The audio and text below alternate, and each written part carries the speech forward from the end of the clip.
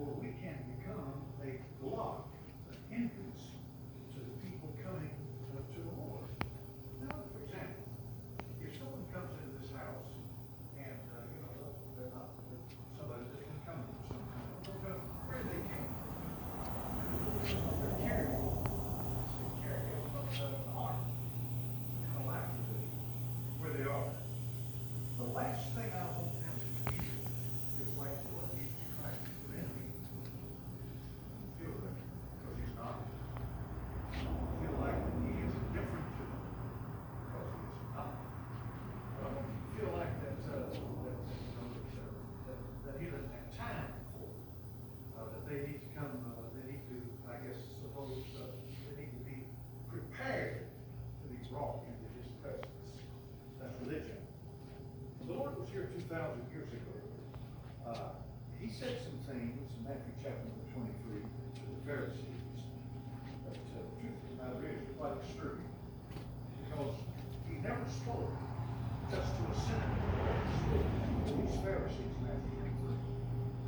The reason he didn't is because he was not necessarily speaking to the Pharisee so much as the individual Pharisee as he was to the Pharisees what he represented.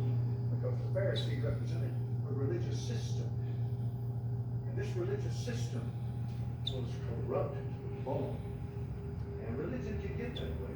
The truth of the matter is that down through the years, I've observed that demons, religious demons like to come into a church. They like to gather around people. And they can quote scripture, they can walk cliches, they know how to talk, they know how to act. The truth is that you don't judge a tree by what it says, you judge it by its fruit. What you do.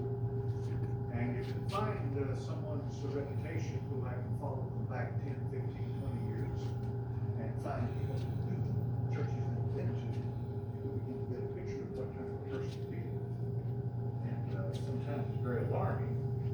So when he declared woe, he would not say someone were coming to him, woe to you, you filthy, dirty, stinking, reprobate. What are you coming to me for?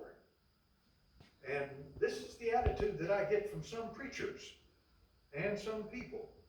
They get this elitist, holier than thou attitude. And folks, let me tell you something.